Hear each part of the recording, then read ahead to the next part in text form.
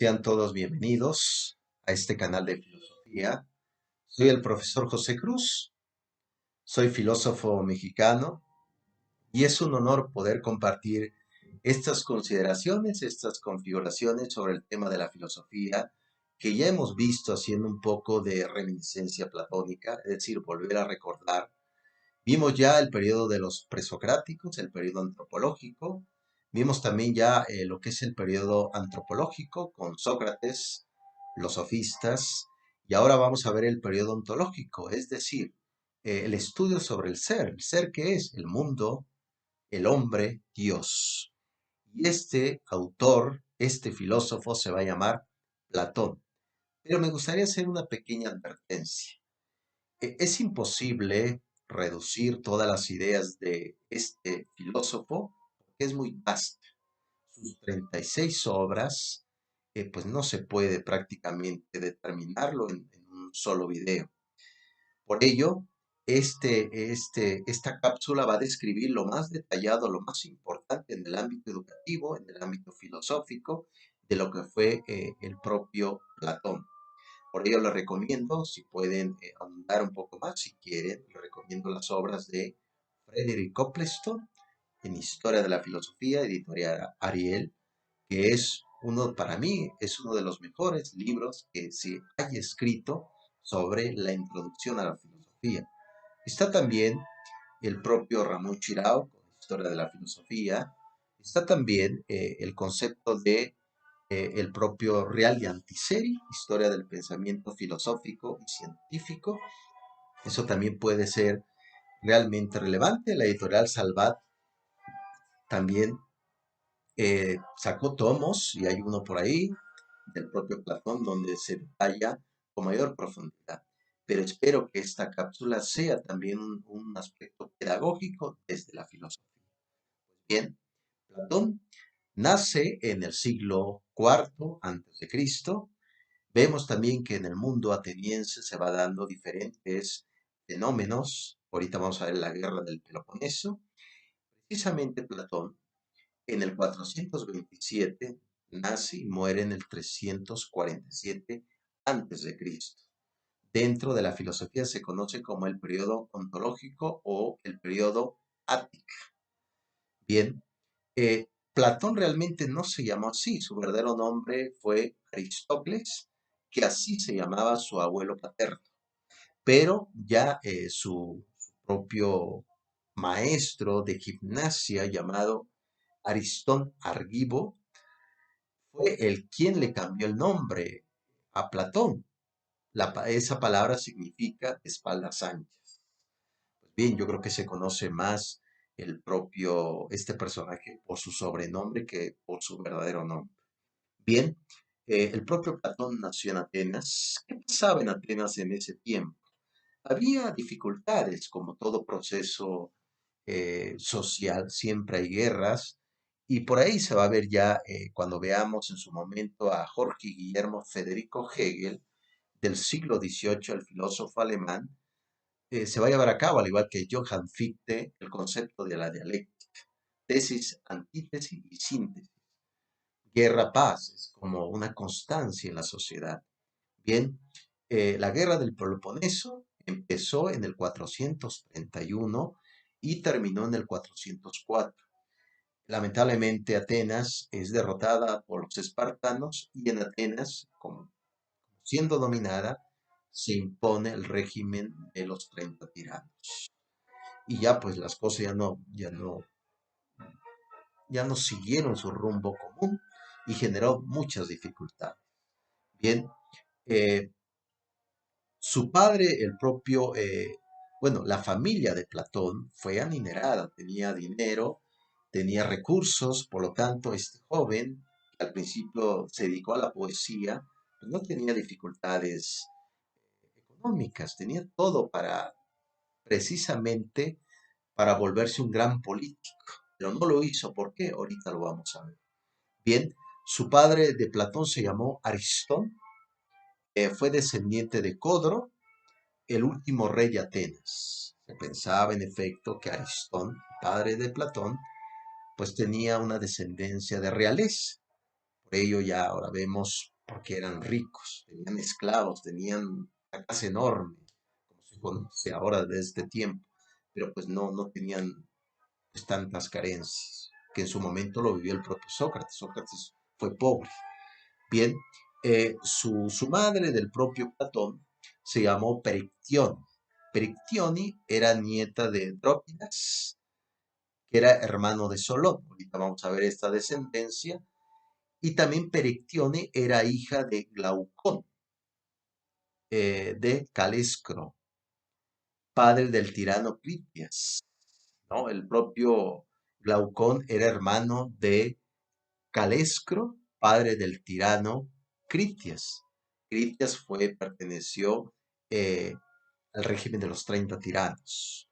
De hecho, por ahí se dice que el propio Critias mutiló a uno de sus perros para llamar la atención y que no hablaran mal de su política. Que esa parte de desviar la atención me parece que no es nuevo, ya se daba en el mundo ateniense. Bien, por ello, el propio Platón pues, tenía vínculos con los 30 tiranos. Pero bien, eh, ya Platón se dedicó pues a la gimnasia, se dedicó a cultivar el cuerpo, que era como la parte tradición espartana ahí en el mundo ateniense.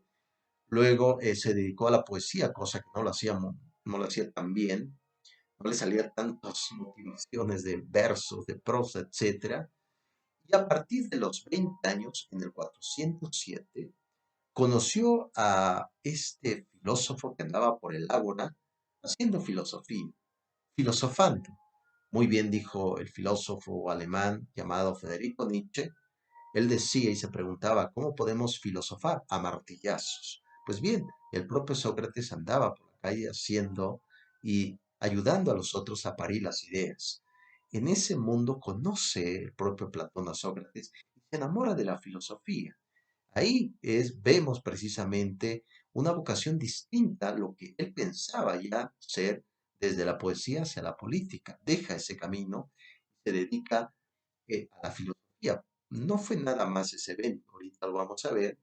Ya a partir del 399 antes de Cristo, con la muerte de Sócrates, pues el propio Platón queda desilusionado del mundo y de la propia política ateniense. ¿Cómo es posible que maten a una persona inocente, sobre todo filósofo? Y luego ya después de ahí, pues se va de Atenas, un poco triste, se va rumbo a Megara con Euclides, que también era un socrático, no era el matemático. Luego se dirige a Egipto, donde pues ve la geometría de los egipcios, va también a Cirene, luego se dirige a Sicilia, al sur de Italia.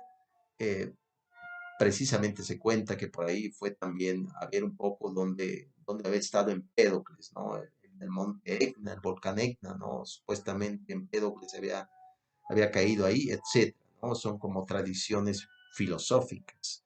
Bien, ya después de ahí, el propio Platón eh, quiso llevar a cabo su propuesta de la República, sus ideas prácticas.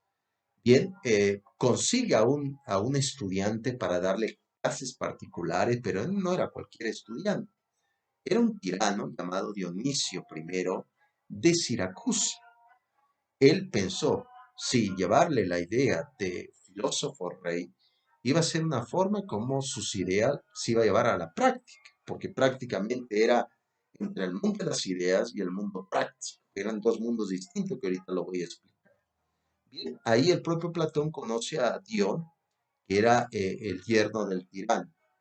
Pues bueno, al principio todo era maravilloso, pero Dionisio se molestaba ya, se empezó a molestar por la forma del propio Platón, no quería seguir sus instrucciones de clases, le molestaba su didáctica y pues envía a apresar a Platón, fue hecho prisionero y es vendido como esclavo en una comunidad llamada Egina. Ahí conoce, bueno, ve prácticamente a un amigo llamado Aniceris, que era también socrático, y le dice, ¿qué haces aquí, Platón? Fui hecho esclavo, he sido vendido como esclavo. Y Aniceris compra a Platón, pero además le da un dinero extra para que se vaya a Atenas y que ahí pueda llevar a cabo pues sus enseñanzas, sus actividades, sus teorías de las ideas. Pues bien, llega a Atenas, el propio Platón, y funda la primera universidad occidental llamada la Academia en el 387 antes de Cristo. Vemos esa frase que se conoce antes de entrar a la universidad que decía que nadie entre aquí si no sabe geometría. Todas esas ideas pitagóricas de los números, de que todo está hecho de números, lo toma el propio Platón para llevar a cabo sus concepciones de las propias ideas. Bien, Platón, esa es precisamente la parte de el concepto práctico de sus ideas y su parte de su vida personal. Ahora bien, viene la pregunta. Los diálogos que escribió, las obras que escribió Platón, lo escribió para el público. Los apuntes que hizo para dar sus clases se han perdido. Muy distinto en Aristóteles, cuando se ve allá en este canal de filosofía. Aristóteles, todo lo que se conoce de Aristóteles, la metafísica, la física, etcétera, son apuntes de clases. Lo que escribió para el pueblo, para el público, se perdieron. Muy contrario a Platón. Lo que se conoce ahora de Platón es todo lo que escribió hacia el pueblo, hacia la comunidad. ¿Cuántas obras tiene Platón? Son 36 obras, de las cuales están distribuidas en procesos, en periodos. Por ejemplo, en el periodo socrático tenemos la apología de Sócrates, la defensa, como se dice en griego. Tenemos el critón, tenemos el eutrifrón, tenemos el laques, Ion, Protágoras, etcétera, en el primer periodo. En el periodo de transición ya tenemos al Gorgias, al Medón, Hipias I, Hipias II, etc. En el periodo de madurez tenemos ya el Banquete, que es el libro sobre el amor. Tenemos el Fedón, que es precisamente las ideas y la inmortalidad del alma, que ahorita lo vamos a ver. Tenemos la República en el periodo de madurez, esos 10 libros de la República. Y tenemos el Fedro. Y ya tenemos las obras de la vejez, el Teéteto, el Parménides, el sofista, el político, el Timeo, etc. Eso es precisamente parte de esas 36 obras a grandes rasgos del propio Platón. Bien, ¿cuál es la doctrina de Platón? ¿Qué se refiere? ¿Cuál es su esencia de su propia filosofía? Citando un poco en todo esto, Platón dice que esta realidad que percibimos a través de los sentidos es una copia, es prácticamente una mentira. No se puede aprender de esta realidad. Para Platón existe un mundo. Ese mundo es el mundo de las ideas o el mundo de las formas, donde todo es perfecto, donde todo es sublime. Todas las cosas que vemos particulares, una silla, un árbol, un perro, es una copia de algo perfecto que existe en el mundo de las ideas. Es decir, las cosas particulares que vemos en nuestra vida cotidiana pertenecen o tienen una participación de las ideas perfectas. Por lo tanto, decía Platón, que cuando nacemos lo sabemos todo. En cuanto vamos creciendo, lo olvidamos. Por lo tanto, para Platón, el mundo sensible que percibimos es un mundo de las apariencias, es un mundo imperfecto, un mundo de copias. ¿Cómo se puede llegar a eso, a ese conocimiento del mundo de las ideas? Pues bien, existe varias obras que ya lo comentamos, pero en una de ellas, La República, que son 10 libros. En el libro séptimo de la República viene un mito, una historia llamada el mito de la caverna. El mito de la caverna, narra precisamente Platón que estamos encadenados en esa cueva viendo nada más pasar objetos que son copias. ¿Por qué? Porque hay una hoguera, y un fuego que alumbra, pero alumbra aspectos que realmente son copias de lo que creemos que es. Entonces, las personas que están en la cueva están encadenadas mirando hacia un rincón de ese lugar, pero observan esas sombras que creen que son la verdad, pero no lo son. Entonces, es prácticamente, pues, una mentira, y eso es precisamente lo que comenta Platón. Entonces, ¿qué deben de hacer? Para empezar, Platón, sus ideas es totalmente vertical, va hacia arriba, aumentando. Por lo tanto, desde la pistis, sombras, la propia dianoeia, demuestra precisamente que el propio conocimiento debe de ir como aumentando, dejar las sombras de la experiencia que nos engaña, nos miente, sino ir sobre todo en la parte de la racionalidad, que es la noesis.